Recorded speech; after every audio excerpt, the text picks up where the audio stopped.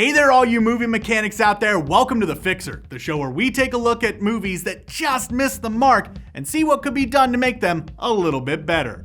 1979's Alien was, in a word, a masterpiece.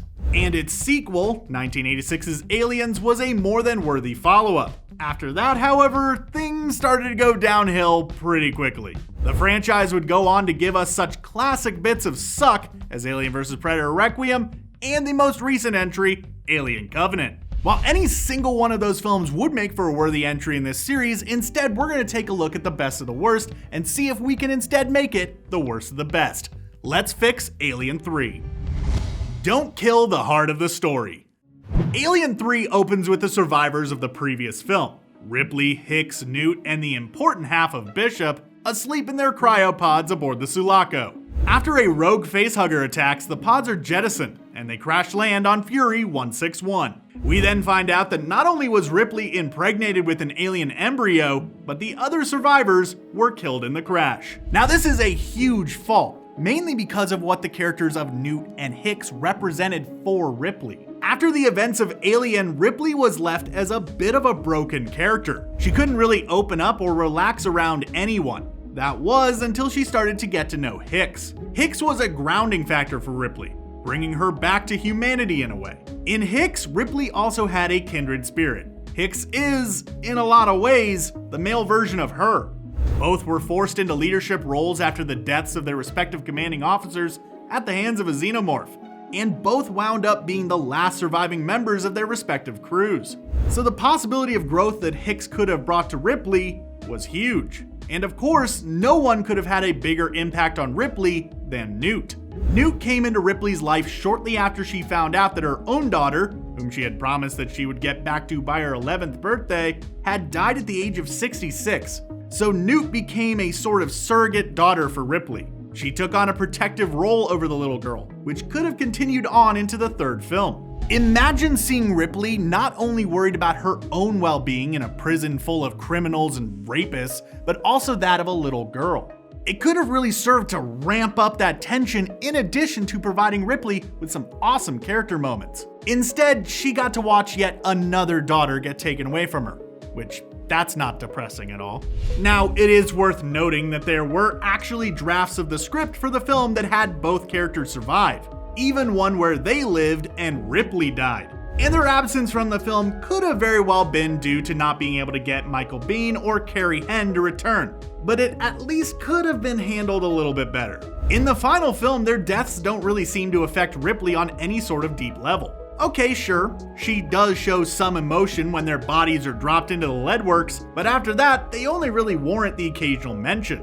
So really, in a perfect world, they shouldn't have killed Hicks and Newt, but if they had to write them out, they could have done something a little bit more with them. Make it a bigger deal, and it's something that could have really broken Ripley, like down to her core. Double down on the devil. One of the biggest themes that runs throughout Alien 3 is the idea of the alien as the devil, come to punish the sinners, i.e. the prisoners. Now, the people who Ripley is trapped with on Fury 161 are all the worst of the worst criminals, hence why they are set up on some sort of futuristic Australia, basically.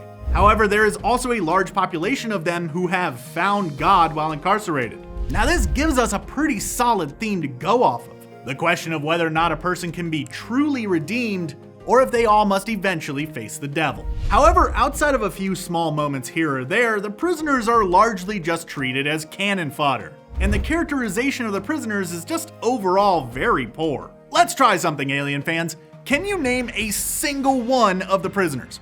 Any of them? Maybe Dylan, the priest dude? How about the doctor? And if you say Tywin Lannister, you're half correct. Odds are, most of you can't remember any of them, and that is a bit of a problem. On the flip side though, I bet you can name a bunch of Marines from Aliens, or possibly even the entire Nostromo crew.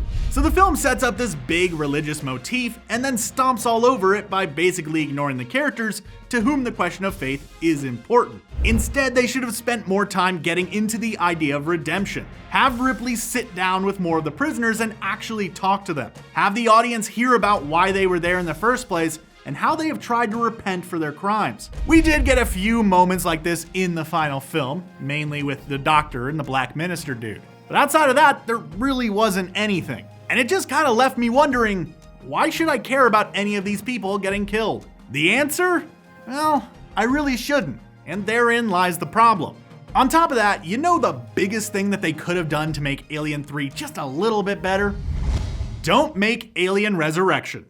Look, Alien 3 is far from a perfect film, but it's also far from being the worst. As a part of a trilogy, it provides a satisfying end for Ripley's story. At the end of the film, Ripley sacrifices herself to kill the alien queen gestating in her chest. In doing so, she does two things. First and foremost, she finally wins. In that moment, as she is falling into the leadworks, she is able to find peace in the knowledge that she has finally ended the nightmare once and for all. With her death, she kills the last surviving xenomorph, ensuring that no one else will have to face the horrors that she faced. She came up against an unspeakable creature, the perfect organism, a being unclouded by conscience, remorse, or delusions of morality.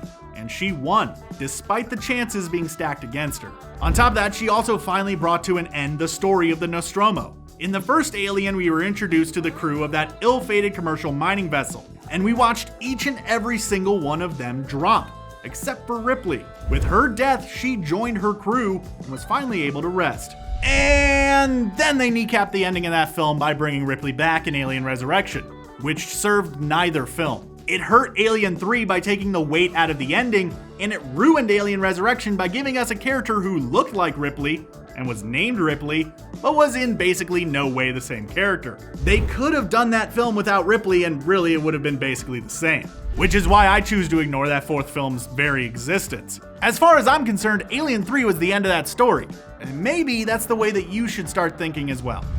Conclusion.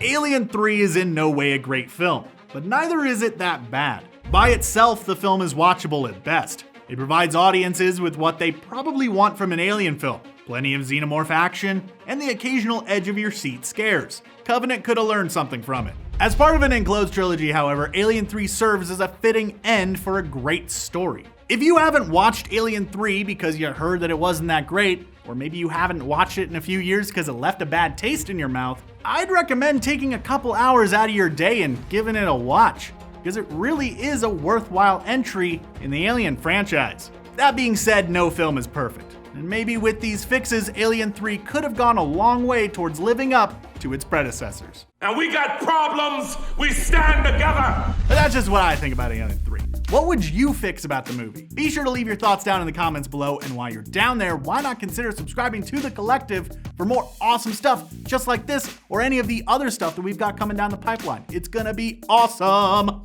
Thanks for watching, and we'll be sure to catch you next time.